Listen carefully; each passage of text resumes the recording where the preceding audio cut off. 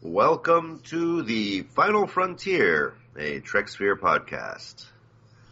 Joining me in the studio today is our fearless leader and the man behind the mission, Adam Mullen.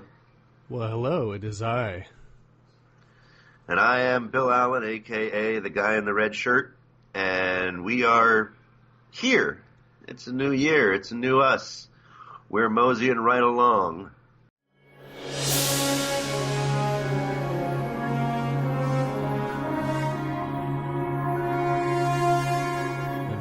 Awkward silence I can cut out. Yeah. Yeah, it's like I'm used to there being a third person to kind of, Yeah. So I have to talk 50% more. Yep. I actually have to talk. Speaking of 50% more, there's 50% more Star Trek now. Yep. So yeah, there's a new Section 31 series. How do we feel about this, Bill? Cautiously optimistic.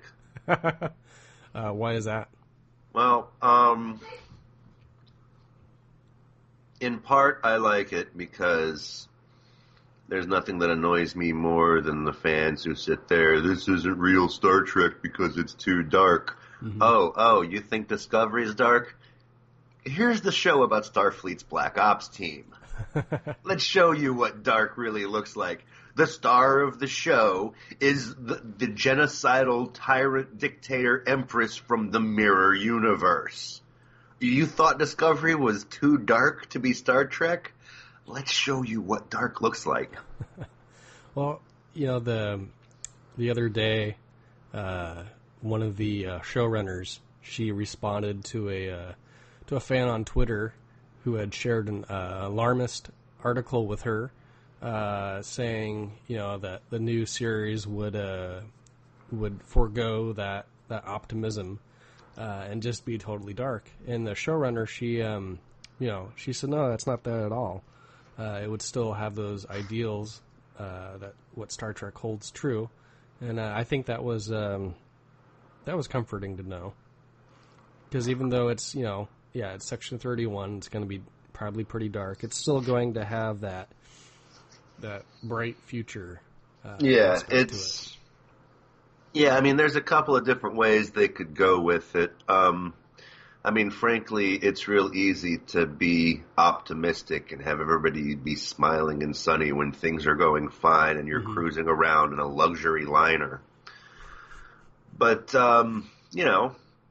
optimism that can handle situations that are harsh and ugly and not as pleasant as the fluffy, gooey marshmallow center of the Federation. That's real optimism. That's where hope matters, and not just hope is a state of being where everybody's fat, happy, and lazy. We're going to see the true face of the Federation, and those ideals are going to be put to the test. Because I know you've been saying for a while that the Federation is what were your words? It's a false front. The Federation is not the utopia it pretends to be. It's got a great layer of Orwellian propaganda that pretends to be utopian perfection, but it's got all sorts of flaws. And hopefully we get to see that through this series.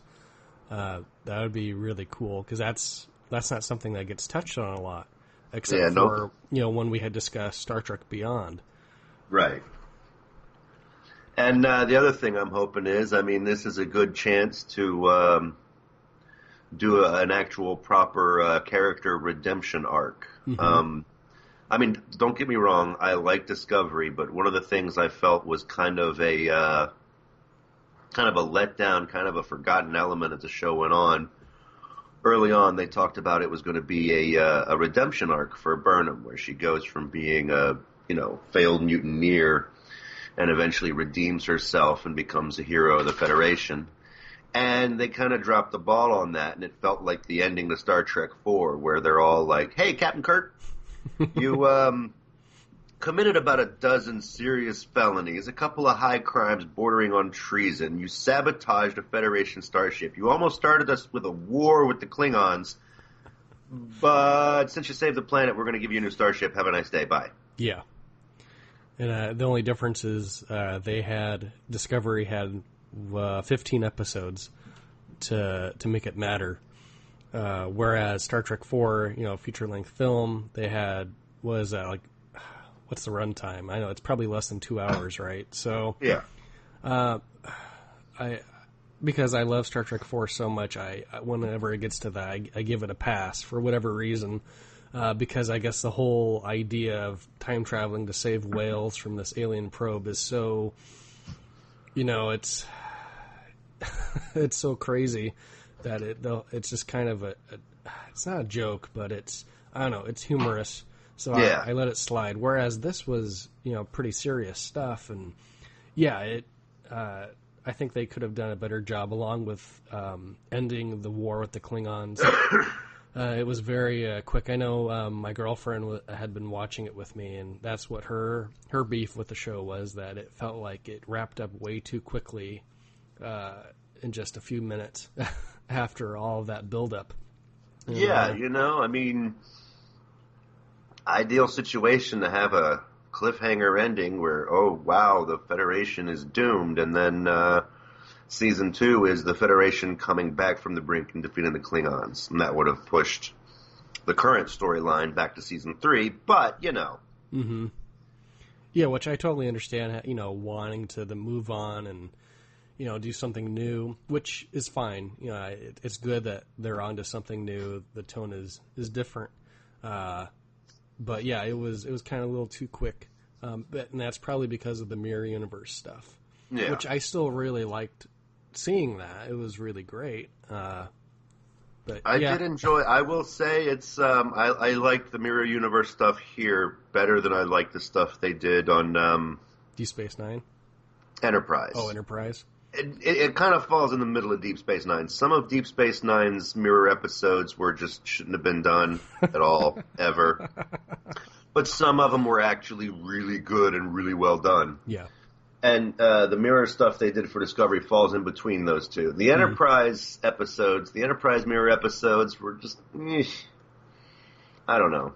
I enjoyed those episodes, but I guess that's because the Defiant has a special place in my heart. I enjoyed them, but they were there for fan service. It wasn't like they gave us something amazing. Yeah. That's what Season 4 was about, though, with Enterprise, was more, connecting it to the, original series, the other shows, which I appreciated. But yeah, that was more fan service. But I still enjoyed it. Yeah. But I think, but I kind of wandered off of my point there. With Empress Georgiou now being on the Federation side of things, and her being ruthless and bloodthirsty and cutthroat and having no respect at all for what the Federation ideals are, I think this Section 31 series will provide an opportunity for her to learn and understand that those Federation ideals do have merit, and that she might actually have a more developed redemption arc that I was kind of hoping we'd have with Burnham that they kind of forgot about. Yeah, that's what I immediately thought when they announced it, thinking, okay, this is going to be a redemption thing for her, and it'll be really interesting to see at least her become more balanced and less pure evil. What I have in my notes here is, will it run parallel to Discovery? Now, the other day, we had, I can't think of her name, McNamara or Nakamura, or, she's one of the heads up in CBS, talking about how it might be a replacement for Discovery. Discovery might, not be running at the same time as Section 31, which, it could totally happen. I don't necessarily expect all these shows to be running concurrently, but, do you think it will run parallel to Discovery, and how would they balance that? Would these stories interact? Would it complicate things more? What do you think? Yes, I think it's going to be parallel to Discovery. It sounds like what CBS is trying to do is have some type of new Star Trek coming out every week. Maybe a couple of weeks here and there where there's downtime. Mm-hmm. But it's like you're going to have the 15 episodes of Discovery, or the 13 episodes of Discovery, a couple of which are going to be featuring Empress Giorgio. We've seen the trailers. They've shown her in a couple of the trailers. Yeah. Mm-hmm. And then you're going to have 13 episodes of Section 31 that'll be after, but in the same year as what's going on in Discovery. Mm-hmm. So there's a possibility you'll have a Discovery actor or two pop in as a kind of like what they did with a couple of the episodes where they had some DS9 TNG crossovers. Yeah.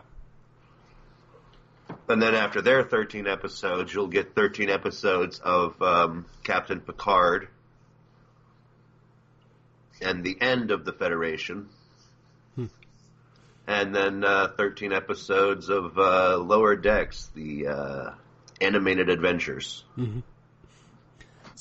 So what I'm thinking is that they'll probably have two main shows in a year, and then they'll be split up with the short treks. That's what I'm thinking. Just from looking at a production standpoint, and then putting it all out. Yeah, and there will be weeks where there's nothing, maybe a month or something. But I'm thinking that they'll trade off. These main series will trade off, so you won't have Picard every year. You won't have Section 31 every year, Discovery every year. As we've seen with Discovery Season 2 production, it wasn't released in 2018. So, what was it? First season ended, was that in 2017 or 2018? I can't even remember now. I think it ended right around It was now. February. January, February, it ended. Of 2018? But yeah. Okay. It started, Halloween? It started in September 2017. Yeah, and I think it was about 9 months since it went on, or from when they began filming season 2 to when it was released. It was about 9 months. So you've got about 9-ish months of production for these shows. Right. And what they're seeing is that these shows are so visual effects heavy and whatnot that it takes a lot of pre-production. It takes a lot of time to put these out. So, it's no wonder that we probably won't see Section 31 until at least 2020. And I'm kind of surprised that they're putting out the Picard show hopefully at the end of 2019. I wouldn't be surprised if it was delayed to the beginning of 2020. But that's a little surprising to me. But they're going to begin filming in April, and they probably have been planning it for a while. It sounds like at least a year is when they had talks with Patrick Stewart. So yeah, I guess it could happen. The way they've described the show too is it's going to be vastly different. It's a different point in his life. Mm-hmm.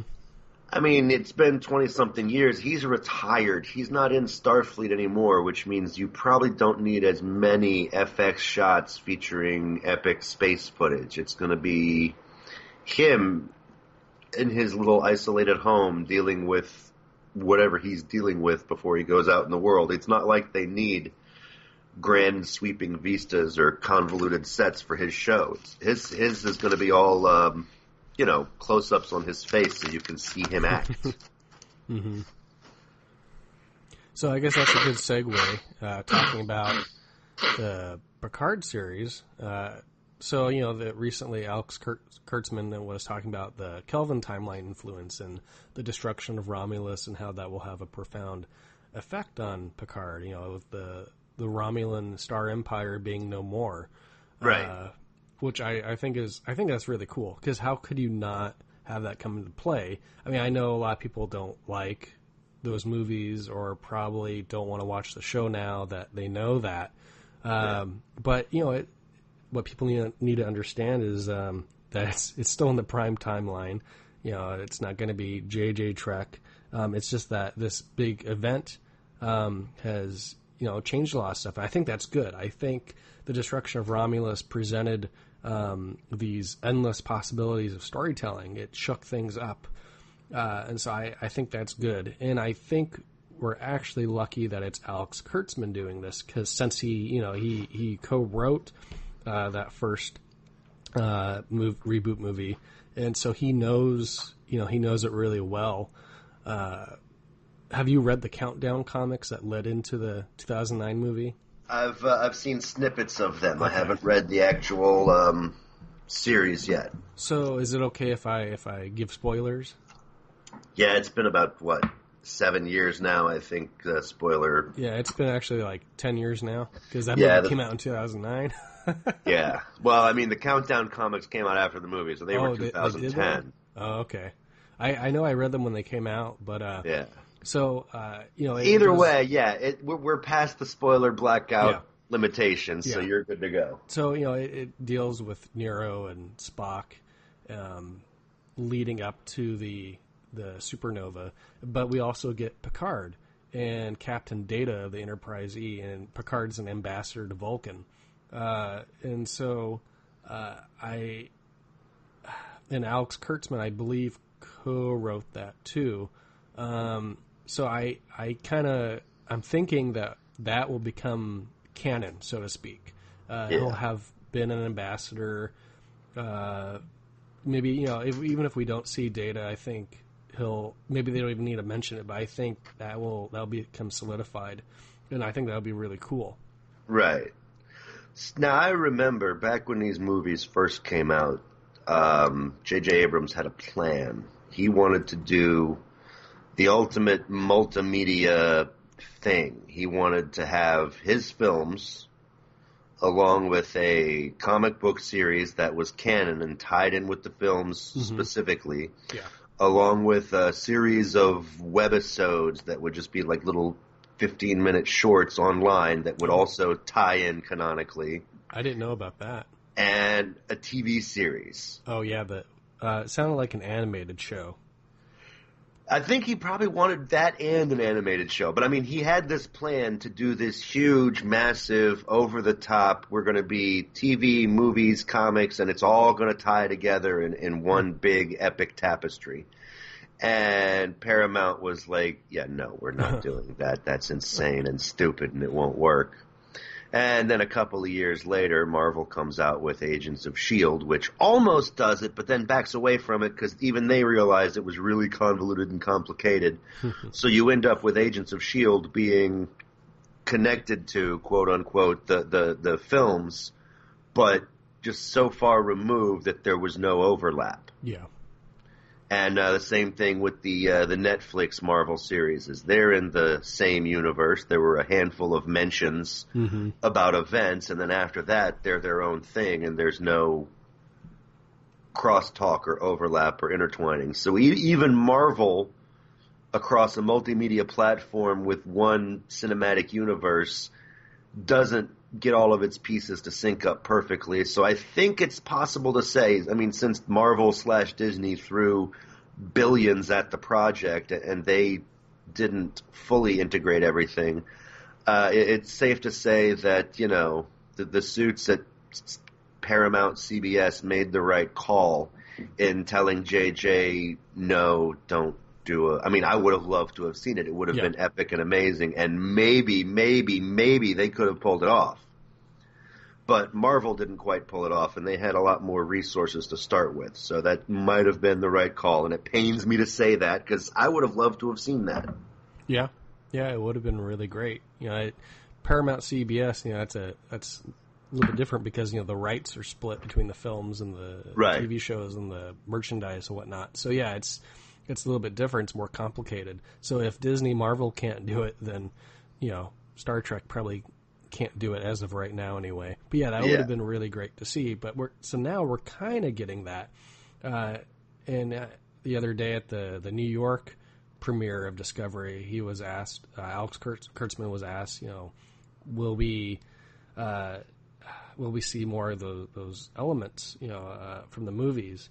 Or the 2009 movie come into play, and he wants it to be consistent. He said it's canon, so it should. But then he was asked about the legal stuff behind it, and he said it seems like it's a conversation that needs to happen or is happening or something to see if they can introduce more of those elements so that it's all consistent, things line up, because it is all Star Trek. He doesn't want it to. He doesn't want one thing to contradict the other.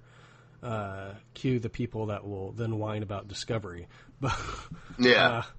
So having said all that, do you think we'll see the Enterprise E or maybe an Enterprise F? I mean, that's getting into the Paramount stuff again. Do you think we'll see an Enterprise?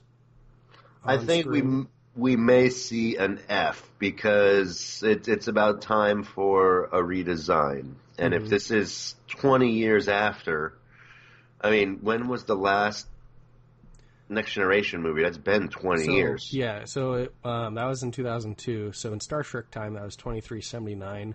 The Enterprise E was launched around 2371 or so, and the first contact was 71, 72. So, if you take the average of how long the Enterprise D lasted and the other ones, it's the average is a pretty small number, unless you count the original Enterprise. Yeah, it's that's the weird thing about it. It's hard to get it to sync up. It's like the Enterprise A or the Enterprise original lasted for 30, 35 years. So I think it was launched in 2245. When was it? When did Kirk blow that up? It was like 80. It was in the 2280s. Right. So almost 40 years for the first one. Yeah.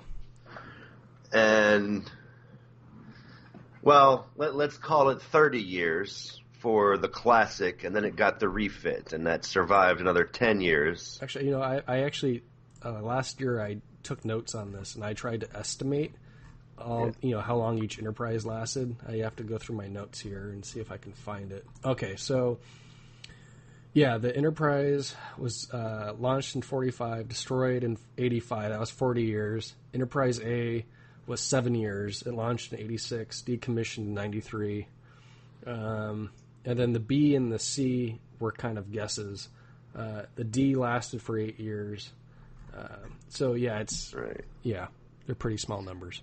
And it's like it's kind of, and there are some oddities about those numbers. It's like there's apparently a 30-year gap between the C being lost and the D being built. Yeah, so it was lost in 2344. Enterprise D was launched in 63.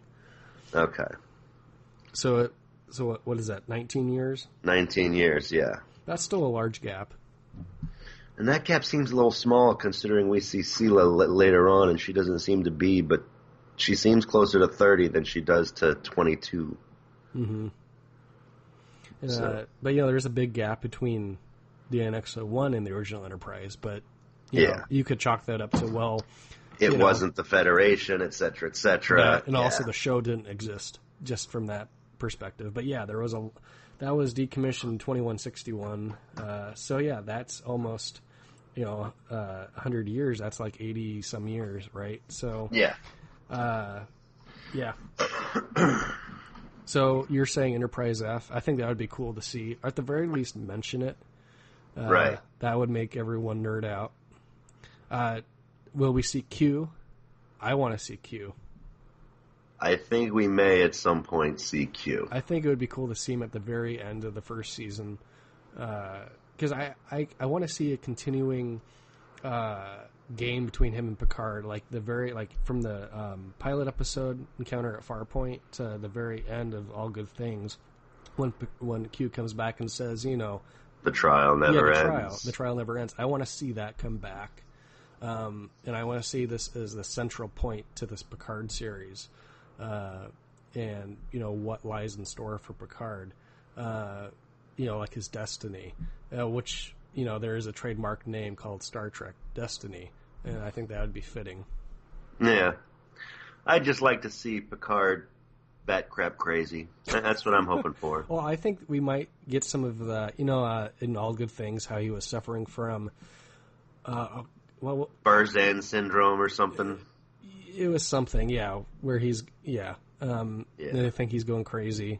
So I think that would be interesting to see the onset of that, developing or something. Especially if you think about all the stuff he's gone through over the years. I mean, his mind should be basically mashed potatoes at this point. Yeah. And then who knows what happened in 20 years since we last seen it. Yeah, I mean, the Borg, the Vulcan, the Catan, who hasn't Swiss cheesed his brain and fiddled around inside his head? Alien possessions, mind melds, Ferengi mind control devices. The guy should be a vegetable. It kind of reminds me of Jack O'Neill in Stargate SG-1. Yeah. So many things happen to that man's brain that he should not be walking. Yeah. So maybe he is the next step in human evolution, Maybe. But I think, and part of it is, I just thought it would amuse me, but I saw Bubba Hotep and I liked it. But it would be great if Picard is only a tiny bit senile because he's old. He really doesn't have that Barzan syndrome or whatever it was.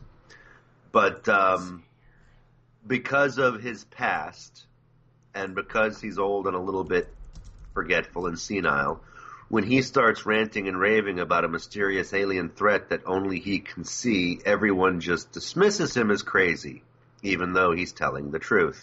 Oh, it's Irematic syndrome? I'm looking up a memory alpha. Yeah, I think the Burzan syndrome was the one that was Bendy's syndrome was what Sarek had. Or Sarek, yeah. Anyway, but, what were you saying? I just want to see, Captain Picard, all by his lonesome, has to face a new alien threat, and he keeps telling people about these invisible aliens that are coming after us all. And since there's no evidence of it, nobody believes him because they all think he's senile and crazy. Mm-hmm. That's what I want to see. Hold on a sec. Yeah, I think they're going to incorporate some elements. They're not making it J.J. Kelvin universe timeline. It's still going to be prime timeline, but there were events that happened in the prime timeline that led to creating the Kelvin timeline. So it all intersects and overlaps and intertwines. Yeah. Shall we move on to the short treks? Let's move on to the short treks. All right. It's safe to discuss all four of them. Yeah. So which one was your favorite one? Tough call. I liked the Harry Mudd one. Mm-hmm. Nice little reference to, his planet of androids later on. Yeah. And it fit the character so well. But, the Seru one, yes, it was a nice little character moment for him, and the payoff came in the first episode of the new season, but, that one really was kind of, meh. Tilly, well, I'm silly for Tilly. Everybody's silly for Tilly. But, no, it's kind of a toss-up between Calypso and the Escape Artist for me. Yeah. Yeah, I would agree. I think I liked the Mud episode the best. And I think it bodes well for the Lower Decks, since it's the same guy who wrote that is doing Lower Decks. He's from Rick and Morty. Michael McMahon or whatever his name is. I think that would be really cool. So we're getting at least two more short treks, but they're going to be animated. And we'll see those after Discovery Season 2. I think that'll be interesting. I think it will give CBS the chance to play around with what style of animation they want to do for Lower Decks and whatever else they're doing animated-wise, and see what people like the most. I think that's a good chance, or a good opportunity. I'd be surprised if that's not why they're doing it. Yeah, nice little test platform. Yeah. It would be interesting to see Discovery type stuff animated. I would it would be nice to see them do it in different animation styles. I think, two different ones. You remember that show, Eureka? I tried watching it, and I never got into it. I've been meaning to watch it, because I've been told it's really good. Yeah, there was one. They did a Christmas special once where a holographic supercomputer storybook thingy went haywire and basically turned the entire town into cartoons. And as they kept trying to fix the book and adjust it, it kept switching animation styles. So, you have the classic Christmas claymation style. You've got cheesy, hokey, cartoony style. Eventually, you get this crazy, over-the-top Japanese anime style.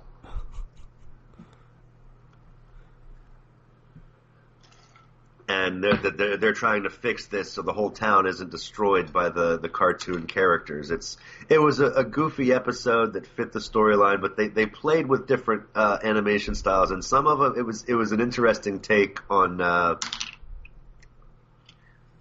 the different ways you can do cartoons. I'd like to see them do that with short treks, not necessarily showcase what the Lower Decks is going to have, but do it in different styles. Yeah, that would be interesting. Like have a series of animated shorts that are different animation styles. I mean, in my head, I've always wanted to see a Marauder Mo cartoon series. And it would feature Grand Nagus Rom and his brother Quark sending Mo and his motley crew on various assignments where hijinks ensue. And I could almost picture that being animated in the style of like Teen Titans Go, that weird chibi anime, whatever they call it, where when they emote, their head swells up to 60 times normal size with lots of exclamation points. I could see the cartoon being done that way, you know? That'd be a really cool series for kids, I think. It would. Maybe. Oh, it'd be fun for the whole family, you know, because, you know, they're out for profit, they're trying to get ahead in life, things go wrong, and they learn a valuable lesson along the way. Yeah, and then they learn the rules of acquisition, too. Mm-hmm. There you go, CBS. Talk to Bill. Yeah. Someday, maybe. So that's a good segue into this animated series that Alex Kurtzman talked about. It hasn't been officially announced, though, through CBS. So I was going to ask, what will it be about? But there you go, Marauder Mo. But besides that, what do you think? What do you think it could be about? Well, if they're doing Rick and Morty type comedy, and I don't know if they will. I mean, let's face it. Not for an animated kids show. No, if it's I mean for young kids. All they're going to do is tone back the language a little bit. But I think what you're going to get is there was a fan film many years ago.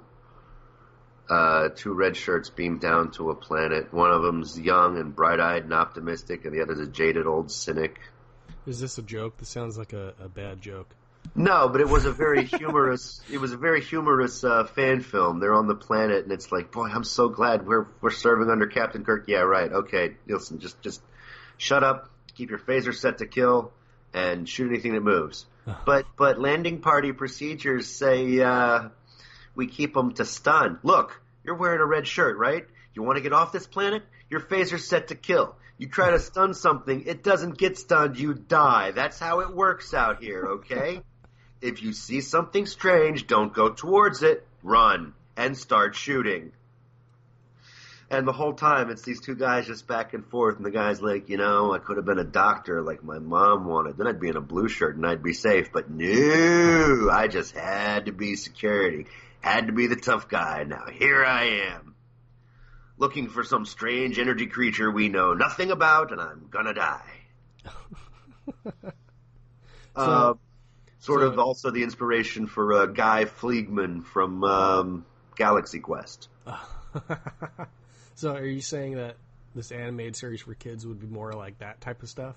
I think it's going to be more like that type of stuff. It's like it's going to be a regular average crewman, lower decks, and wacky hijinks ensue that he has to deal with, and it's not all, ooh, look at the amazing wonder of space. It's, great, my roommate just got transformed by an alien shrink ray again. Let me fix this. So yeah, I was thinking that maybe it would be like a young character. Maybe they're not even in Starfleet. It would probably be educational in some way. I mean, I guess you could have multiple shows for kids. One like what you just said, and then maybe something that's more, hopefully not like quite like Dora the Explorer, or Blue's Clues. But I think I could see them trying to do that. Yeah, another adventure of a young cadet or something. Yeah, Yeah. you're probably closer to reality than what I am on this one. But I was yeah, that thinking would like be. something really serious. You'd have like four of them. You know, you'd have basically it's Captain Planet Planeteers in Starfleet uniforms, learning valuable life lessons and learning about each other and working together and all that stuff. Yeah, that sounds what Uh, it's gonna. I But with the was, guy writing for Rick and Morty, I mean, but maybe. he's writing for Lower Decks though. That he might not be necessarily writing for kids. This other show. Yeah. What I was hoping is it would be a young Wesley Crusher, and then everyone. It would just be an episode of people telling him to shut up and slapping him. See, now they should do that, and they should hire Will Wheaton to do the 30-second live intro spots like they used to do for Saturday morning cartoons. Remember when, what was it, Captain Lou Albano played Mario? Are you talking about Like late 80s cartoon. Captain Lou Albano, the famous wrestler, he played Super Mario. Like in the live action segment for like 30 seconds, and then they would go to the cartoon show for 20 minutes. I don't think I've ever seen that cartoon. Oh, you don't remember the Super Mario cartoon? No, I was only born in '88. Okay, so you probably don't remember G.I. Joe either. I pretty sure I know about it. I don't know if I've necessarily seen it. In the later seasons, each episode and some of the commercial breaks were introduced by Sergeant Slaughter. So they get the actual character, but in live action form. Yes, and the actual character was based off an actual WWE wrestler. So, I mean, the dude, big muscle dude, green tank top, drill sergeant hat, those aviator sunglasses. Yeah. Sergeant Slaughter, look him up online. He was a real dude. All right. Well, as real as any wrestler is, but... See, I grew up with Nickelodeon, so... Oh, yeah, I see him now. But, it was a gimmick. There were a few other cartoons. Those were the two I remember the most. But yeah, it was a thing they were doing where they would have a live-action actor, talk to the audience. Hey, kids, you ready for today's adventure? And then they dive into the adventure. So they could do that with Will Wheaton. Have Will Wheaton, adult Will Wheaton, and he's the live-action host for the cartoon adventures. Even if it's cartoon adventures of Will Wheaton, it's not we're here to slap Will Wheaton every day. It's just they have to have at least someone say once, "Shut up, Wesley." Yeah. That would be great. So, in development, supposedly not officially announced, is Starfleet Academy for young viewers. What do you think this would be for teens or it's people be for thinking about going into the military? It's going to be your 18 to 25s. They're going to try to make Riverdale in space. Yeah. That might be interesting to see. Hopefully it's done well. That's been an idea that has been bandied about for at least 15 years now. It's been talked about for a while, a Starfleet Academy show. It would be good. It could be good. Take something like the old, go way back to the 80s, and there was a novel, the Vulcan Academy Murders. Wait, is this an actual thing? There was an actual book. I think I've got the name. It might have been Vulcan Science Academy Murders, but it was one of the Star Trek novels that came out in the early days before they were doing a series, a numbered series. So I'm just trying to find this Starfleet Academy thing on Memory Alpha, because I know I've read about it before and I've heard about it. Yeah. I think it would be interesting to see, because there's been a lot of comics and books and whatnot about the Academy, about cadets. Yeah, it was like Kirk and the crew had to go to Vulcan, and they're at the Vulcan Academy, and a bunch of people start getting murdered on this college campus or something, and they've got to figure out who the killer is. So something like that would be a good jumping off. I can't remember. It's been like so long since I read that book. We're talking way early days of the Star Trek novels, you know. Oh, geez. But that would be a good, you retool that a little bit. You've got a class of cadets, and a cadet ends up dead in an accident, quote unquote. And some of his classmates don't believe it's an accident, and they start looking into it because, but because it's the Federation, oh no, yeah, we're all enlightened, involved humans. We're not dark. We're all good, so we don't commit murder. So the authorities aren't really good at solving murders because they don't believe Federation citizens are capable of murder. Mm-hmm. Because we've evolved beyond that. We're civilized. So it's up to these cadets to solve the case before other students wind up dead. And you could run that for like a whole season worth of plots. Make that the subplot arc, trying to catch a killer one by one. People die. That'd be interesting. And then that would just be season one. Now you've got your cast of cadets. They could start looking into the, it's a Starfleet Academy. We know there's a handful of things like the Red Squad was the super secret Skull and Bone Society sort of thing. Are you talking about in that Deep Space Nine episode? Yeah. It was like Nova Squad or something on the Valiant. Yeah, it's like there was Nova Squad, there was Red Squad was... There was a Red Squad that was Nova Squad was Wesley Crusher. Right. And Red Squad was somebody else. Oh, yeah, you're right. Yeah, that's the Deep Space Nine one, is Red Squad. But, I mean, you could have, secret societies. You could have long-buried secrets about the Academy and its dark, mysterious past. I mean, there's all sorts of ominous things you could do. It's a college campus. It's probably got buildings that are a couple 100 years old. People from all walks of life come in there. Not everybody likes the Federation, and I'm sure somebody who doesn't like the Federation could sneak in to murder a bunch of students. Yeah.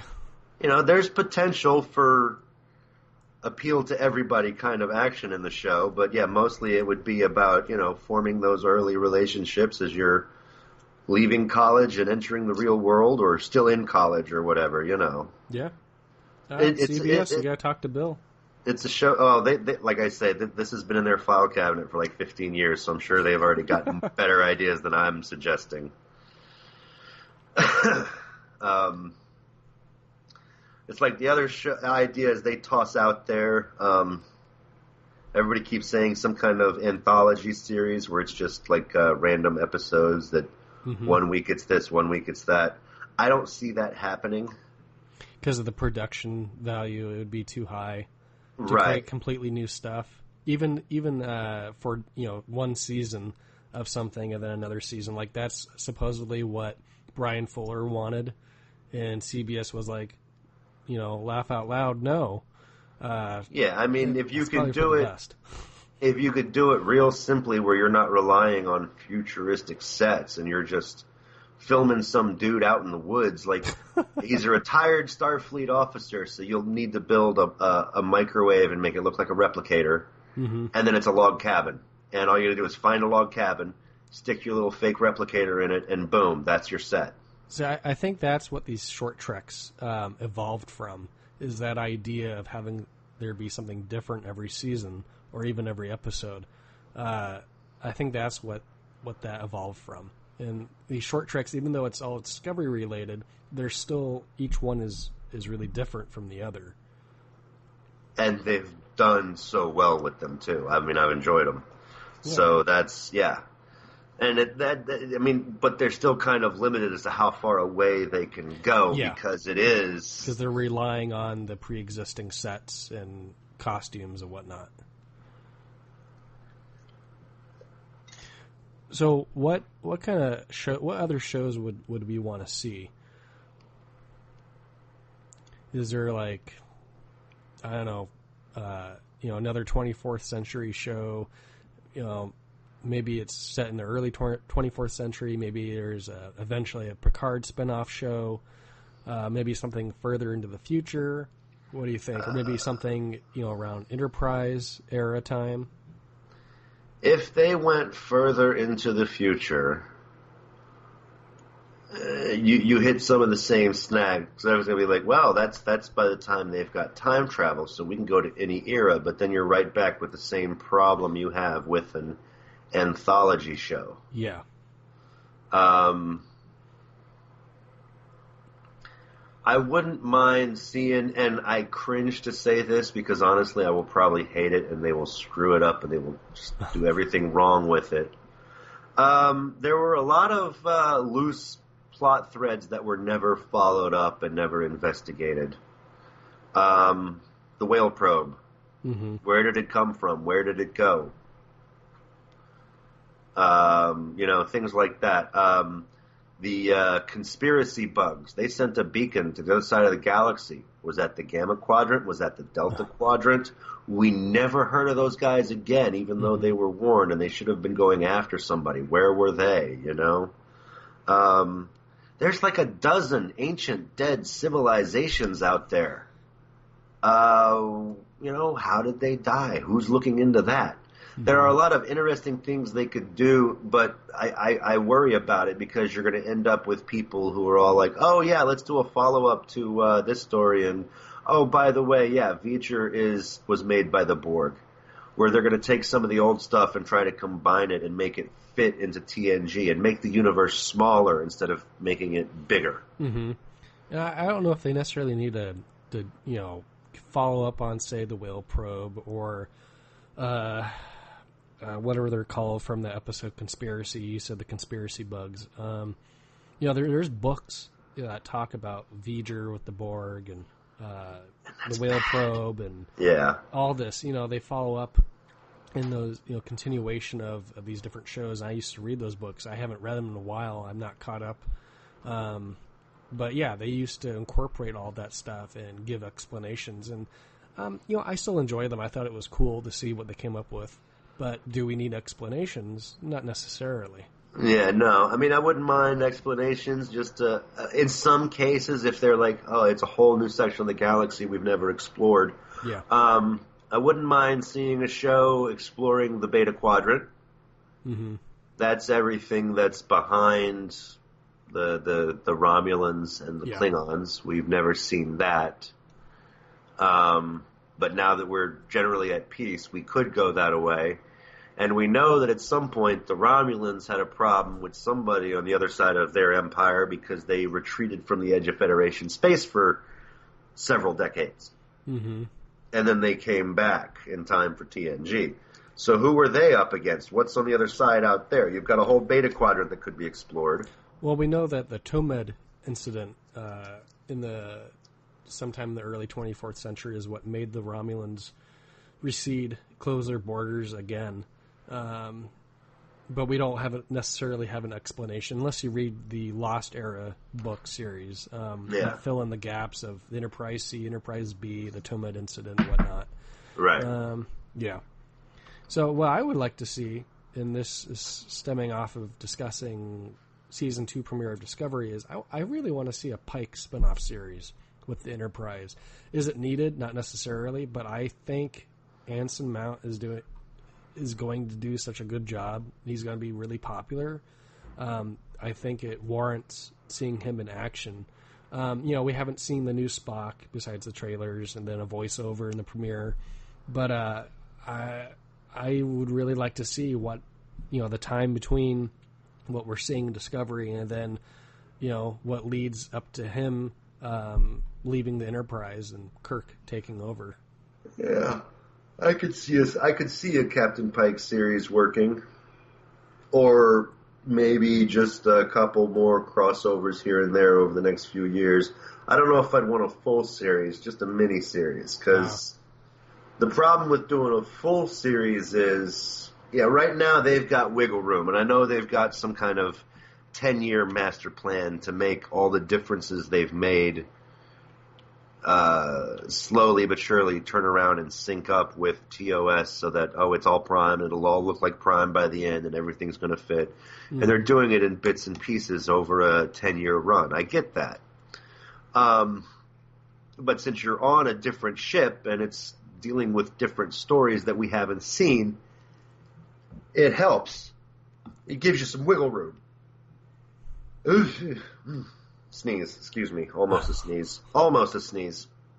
If you start doing it with Pike, and it's the lead up to Pike handing command over to Kirk, then you lose a lot of that wiggle room, and you kind of get locked in, and there's a risk that you're going to end up with the craptacular Star Wars Episode 3 ending. Oh crap, we're out of time. Drop him in a volcano so he can be Darth Vader.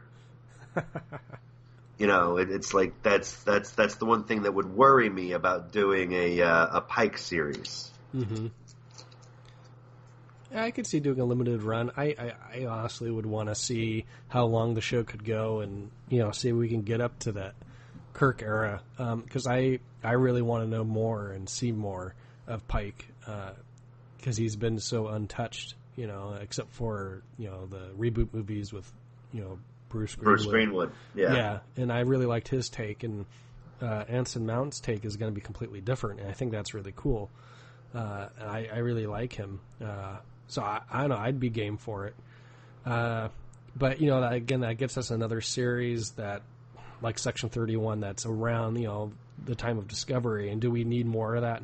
Not necessarily. I want to see 24th century stuff. I want to see maybe the beginning of the Federation. What I'd like to see, and it would make a good series, and it would be Star Trek that isn't really Star Trek. I would like to see them do Gary 7. Yeah.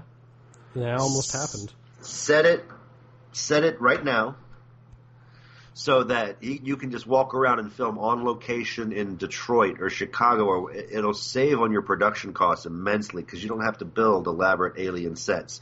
He's on Earth. It's the 21st century. Mm-hmm. He's got a couple of high-tech gadgets, but mostly he's just running around fighting aliens who show up here, or time travelers who show up here. And you could get little snippets like, oh, you want to know what happened to Agent Daniels in that whole temporal Cold War? Yeah, Gary 7 happened to him. That's what happened. That's just like in the books. Yeah. Is that in the books? Yeah, so in the continuing TNG stuff, they wrap up the Cold War, the temporal Cold War, and they bring in Gary 7. They link it to a lot of things. In the temporal investigations guys from Deep Space Nine, there's like 3 or so books on them, and that's where they wrap all that up. Yeah. See, I mean, I wouldn't mind a few wrap-ups, but it does kind of worry me sometimes they try too hard to shoehorn things in, like trying to claim that Trelane was a Q. That bothered me. Yeah. It's like the universe is big enough for there to be more than one godlike alien, guys, okay? We don't have to all be the same species. But, no, I mean, a Gary 7 show, you could wrap up a few things, you could drop hints about a few things, like, TOS told us that Colonel Green was the guy who started World War III by launching a bunch of nukes or whatever. So Gary 7's running around on Earth being pursued by a Lieutenant Green, who's part of whatever Project Blue Book is going on today. He's basically the Army's Men in Black. Yeah, that would be really cool. Gary 7 is also looking into some suspicious activities at a genetic research facility. Khan? Yeah, a precursor to Khan. We don't even need to see Khan. These are just the people that are going to end up making Khan and the other genetic supermen. So you would see a Dr. Noonian and a Dr. Singh. See, CBS, you've got a lot of stuff to draw on. You gotta talk to Bill. Or don't talk to me. That way you can just, do it with somebody who's talented and, get it out there. But, do a Star Trek show that doesn't look like Star Trek at all and is just like peripherally connected. Mm-hmm. And it opens you up to more possibilities. It's the X-Files. It's The Visitor. I'm naming a bunch of shows that have had a similar theme and concept. But they work. It's Starman, for crying out loud. Yes, the series was not as good as the movie, but, it's still a thing. Shall we switch gears and talk about Discovery? Yes. Season 2 premiere, episode Brother. What did you brother, think? Where art thou? Well, You call it Brother, he should actually show up, damn it. Well, technically we saw him, right, as a child. Yeah, we saw Baby Spot. Baby Spot. So what are your thoughts overall? The child actor they got to play Baby Spock, I swear to God, I would not want to sleep in the same house with that boy because you wake up and he's standing over you with a knife. That's exactly what I was going to say. Yeah. I mean, I don't know if that kid's just a brilliant actor or if it's anytime you get a child who doesn't show any emotion at all, it just creeps you out. But I definitely got the vibe that young child Spock did not like Mike Burnham at all when she first showed up. Yeah. And yeah, that when he's watching them read Alice in Wonderland, that's a murder face. Yeah. Okay? I know who was committing the Vulcan Academy murders now, okay? Wow. Child Spock. And I feel really bad if the kid was just trying to go for emotionless and not, I really hate that woman, but I don't want to show it because I'm making jokes like that. That kid's going to grow up in 20 years resenting people like me. We're the reason that child stars suffer so in their older years. But that face, come on. Ooh. Yeah, sent chills down my spine. Yeah. And I'm hoping it's intentional because, yeah, there's supposed to be a early tension between them that will eventually resolve on some level. Yeah. Hopefully it doesn't, get too weird. Spock and Burnham were lovers. Yeah. Yeah, that's in the back of my mind, too. Yeah, It's like, I think a lot of people have thought that. Well, I mean, because they're not really related, but... It's not necessarily they can't. It's just kind of like, I don't know how I feel about this. It's weird. It's weird for a lot of reasons. Yeah. It really is. Yeah. I mean, I don't know why, but... So what did you think of... the other stuff in the episode, like with the Hiawatha and the Red Angel and whatnot? So far, so good. It was a good way to introduce the new characters who are going to have recurring role. I'm guessing they're recurring roles. Mm-hmm. Is she a permanent addition to the cast, Tig Notaro? Yeah, I think so. I don't know if that's clear, but I think she's a great addition. It'd be great if she was a main character, like in season 3. Yeah, and who they did make a main cast member is Wilson Cruz, Dr. Hugh Culber. His name is up on those main credits. I think that's great to see. I think that means he's coming back. He definitely better come back. I mean, if they don't bring him back, it's like I don't care how many Star Treks you make. Somebody needs to fire Kurtzman if he doesn't figure out a way to make sure that Culber is only sci-fi dead and not dead. Yeah.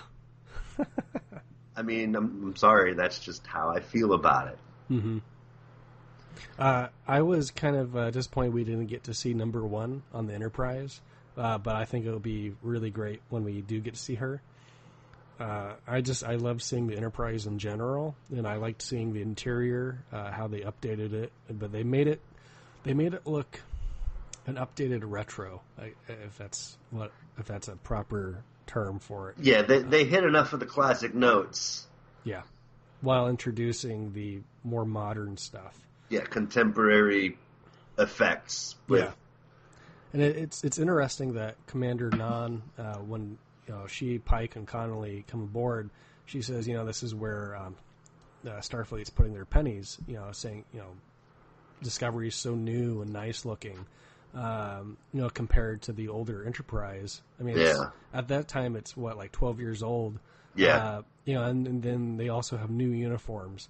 Now, my question is it a new uniform because they were wearing the Discovery uniforms, or because they were wearing cage uniforms?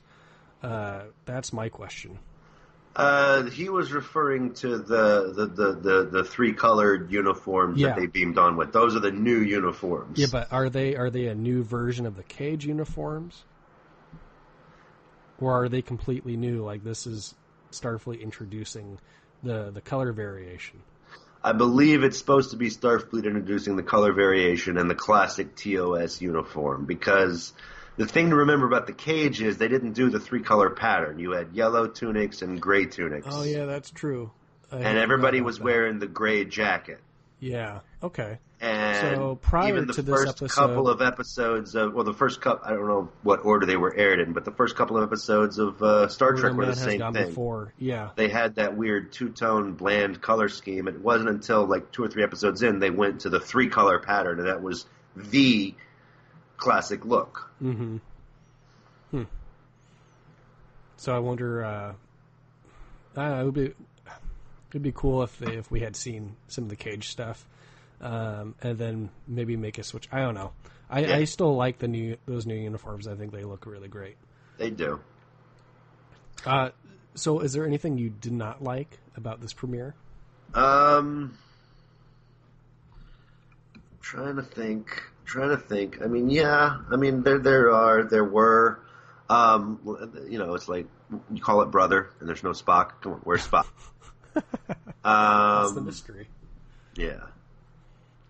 There's not a lot to really like dislike so far. I mean, It was a good, solid episode. It wasn't like, oh my god, I'm amazed. It blew me out of the water. Still neat to see the Enterprise show up again. Yeah. It was neat seeing some of the little tchotchkes in Spock's quarters that you could recognize from the original series. Mm-hmm. His Vulcan harp. Yeah, then also the bells from Amok Time. The bells from Amok Time. Yeah, the little subtle touches like that they did were nice. Honestly, it's like, I mean, they're introducing some new characters. I liked. What I didn't like is the scene where Pike says, "All right, bridge crew, roll call. I want to know who I'm dealing with." And they do the roll call, but they do it so fast. I still don't know who half those people are. I think this season we'll get to know them a little bit more.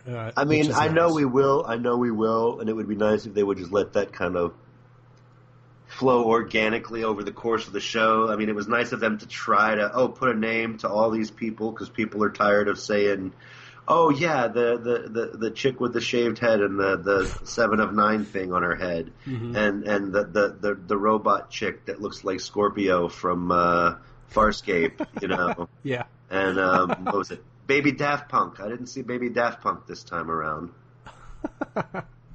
So what's interesting to note is that Ariam, the actress, is a different actress. The original actress is still on the show. She's playing a new character. So that's interesting. I wonder why they did that.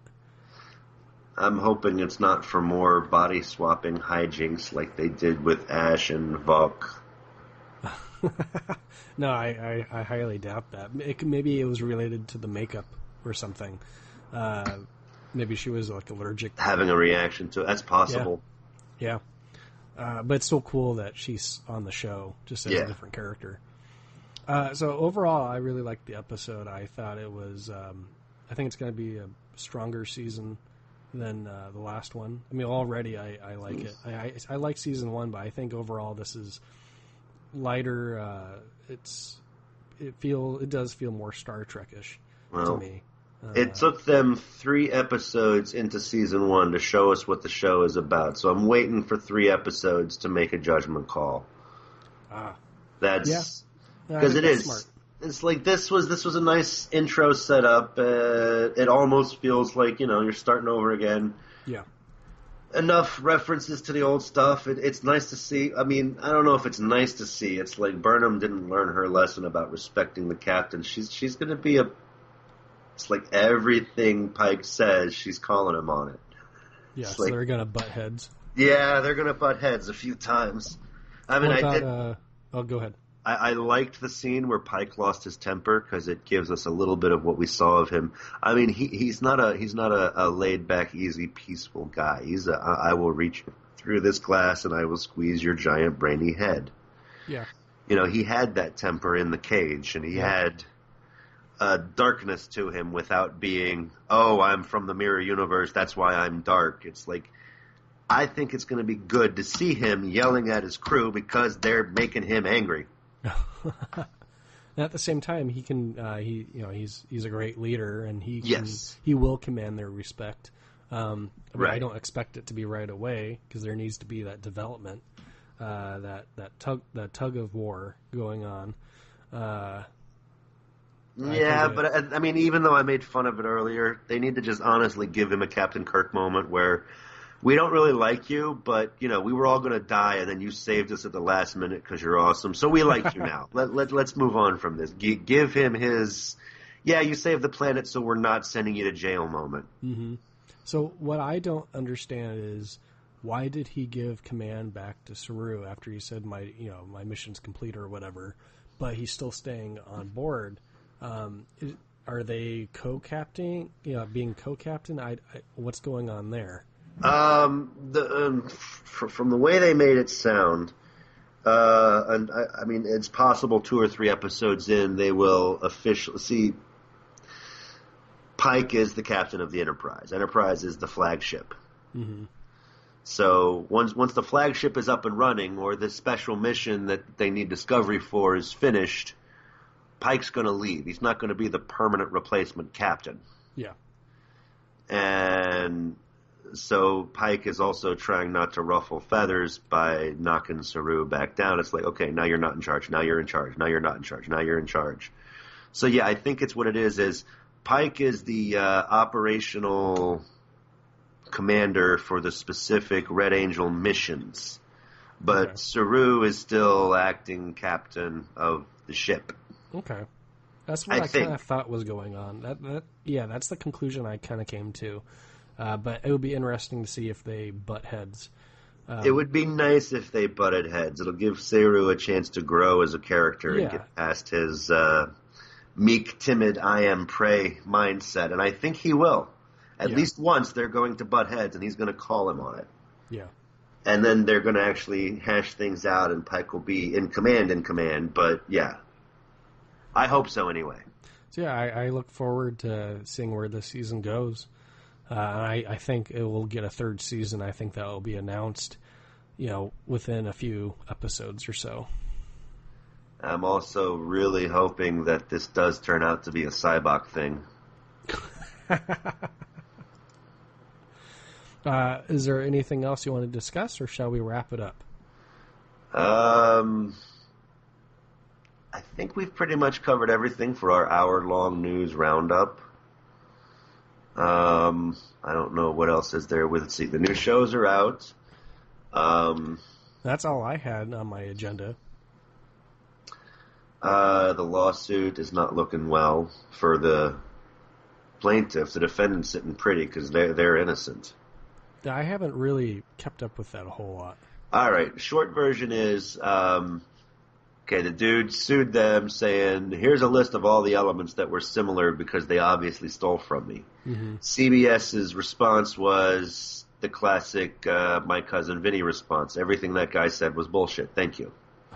They lawyered it up in pretty legalese, but that's the gist of it.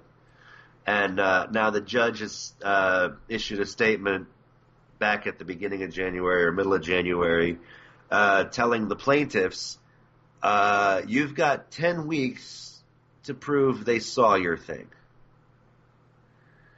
So they're trying to look for some evidence that somebody saw his obscure little game on Steam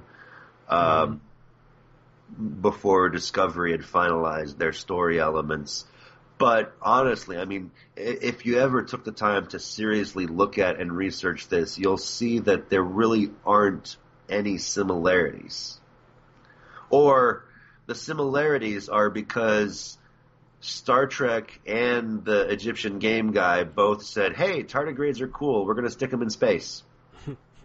Because tardigrades are cool, and NASA did stick them in space, and they can survive the vacuum of space. Right, and people have speculated, what if they're from space to begin with, and they're aliens? And that got recirculated back, because, the Discovery Channel, it's kind of lost its grip on science, and it does a lot of weird alien stuff now. Mm-hmm. So, they're kind of blurring that line between science and science fiction accidentally by giving credence to it's aliens, it's all aliens. And so you get a lot of these really bad documentaries that take good science and junk it up with bad theories. But good science junked up with bad theories might not be a good documentary for teaching kids the fundamentals of science, but it's a great way to inspire ideas for sci-fi series. So tardigrades being space aliens, idea from a documentary, which means it's up for grabs, and that's what CBS ran with for their show, combining it with pre-existing concepts that existed within the Star Trek universe. Mm-hmm. Meanwhile, game designer guy, tardigrades in space sounds cool. I'm going to grab it and stick it in my game, combining it with pre-existing ideas that were in all the other sci-fi franchises this guy borrowed his concepts from. I mean, it's a video game that's sort of a cross between a homage and a ripoff of everything. Elements of Dune, Stargate, Star Trek, and all the old classic point and clicks from the 90s. You know, that's the way video games are. They're always going to have little Easter eggs or references to or throwbacks to something. And it's nothing really. It's not plagiarism, sort of, kind of. It's just homaging. But what Star Trek did had anything to do with the game. It was basically Star Trek being Star Trek and telling their own story. And they didn't steal anything from this guy. And it's hard to... It's like so far the guy has found one name of one person on the Discovery creative team who has a Steam account, but they didn't join the Discovery team until like 2.5 years after the concept had been worked up. Oh, wow. So they're not the source of the idea.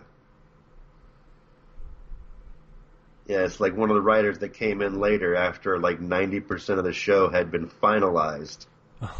And the general concept had been established. One of the writers they brought in to work on some of the later episodes had a Steam account and had played Steam games, which means in theory, theoretically, possibly, maybe, they had access to What's-His-Face's video game. Mm-hmm.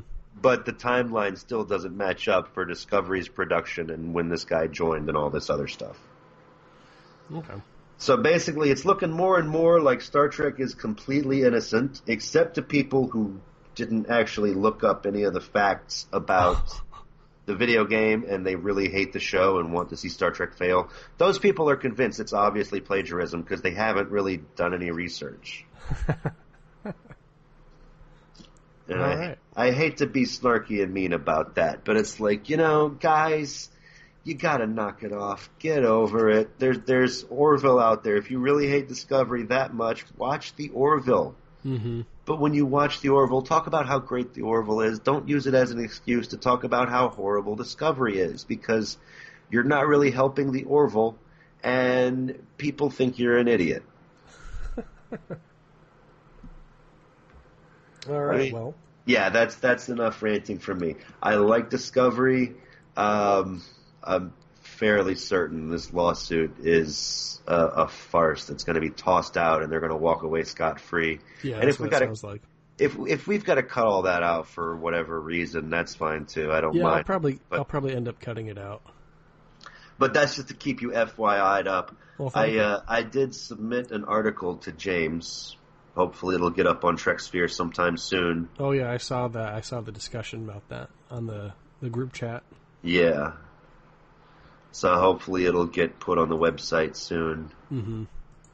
And that'll be that details a lot of why. Did you read the doc I put in the group chat? I don't think I did. I don't know if I saw that part. Okay, yeah, it was I a couple don't pay too much attention to that group chat. Yeah. Because I'm proud of that doc. It is a good doc. I had jokes. I had pictures. I referred to Midnight Doom Chicken as the adversary. Oh, yeah, I saw you mention that in the chat, yeah. But, I did the research, and it's like when you start doing the research, you know, the main character of the video game is named Carter, and he looks just like Sheriff Carter from Eureka. So he was stolen from that. Yeah, and the first picture of Aziz looks like Riker. Not Culber, Riker. later on, the guy decided to add some shading or depth or whatever to his art to make it darker, and then it looked like Culber. But no. The first picture of Aziz on this guy's blog, totally Riker. Even plays a musical instrument, although he plays a recorder and not a trombone, but no. It's a Riker knockoff. Oh, wow. So maybe they should be suing him. Yeah. The female black character, must be Mike Burnham? No. The description of the female black character, she is the communications officer. Anytime she's in a room, she adds extra communications options with the other characters who are present. That's all she does. She has nothing pertinent to add to the plot or advance the plot. She's there to facilitate communications, and that's it. Ah. Now, who do we know who's a female black officer? Yeah. So, no, it's not a Mike Burnham knockoff. The redhead that's supposed to be Tilly. Yeah. She's a mysterious spy on a secret mission no one knows about. Sultry, gorgeous. Her name is Natasha. Does that sound familiar to you? Tasha Yar. No, Natasha Romanoff from Black Widow from the Marvel Universe. Redhead, sultry, dangerous. And her one line of dialogue on the page where they premiered that character and they showed a screenshot of the game, her one line of dialogue stolen from Alien Resurrection. Like the worst of the Alien films. You know, where Sigourney Weaver says, "Who do I have to screw to get off this station?" Mm-hmm.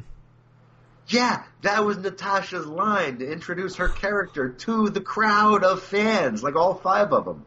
Who do I have to screw to get back to my ship? I mean, so it's a cross between the Black Widow and Ripley. And this dude has the unmitigated gall to try to say that somebody's plagiarizing off of him. Mm-hmm. He stole half his work from Star Trek. And then tried to pass it off and say they stole from him. It's like, no. Wow. I'll have to do I'll have to do some reading on it. I'll have to read your article when it comes out. I put links in it and all that, so I don't know when it's going to come out. And I did start that whole petition for mutton chops, and I'm hoping I saw that. Yeah. I haven't checked on that in a couple of days. I need to see how it's faring. How it's faring. Let me look that up real quick. Hey, we're up to 23. Nice. Yeah. Would you like to take us away, wrap up and take us away? Yes. Like and follow us on Facebook. Check us out in the iTunes Store, in Google Play, and on YouTube. Also, stay tuned to the Trek Sphere Space. They're going to be adding a weekly live blog coming up on Tuesdays soon. Yep. Except this episode will come out the day after the first one premieres. Okay, well, we're calling it before, so hey, we're trying to do our part to promote Boss. It's not our fault you scheduled your blog for a Tuesday instead of a Thursday. That's on you. We did our part. Yeah. We have said. Be sure to check out the Trek Sphere's new live chat. Like and follow us on Facebook. Check us out on YouTube, Google Play, iTunes. And if it bleeds, we can kill it.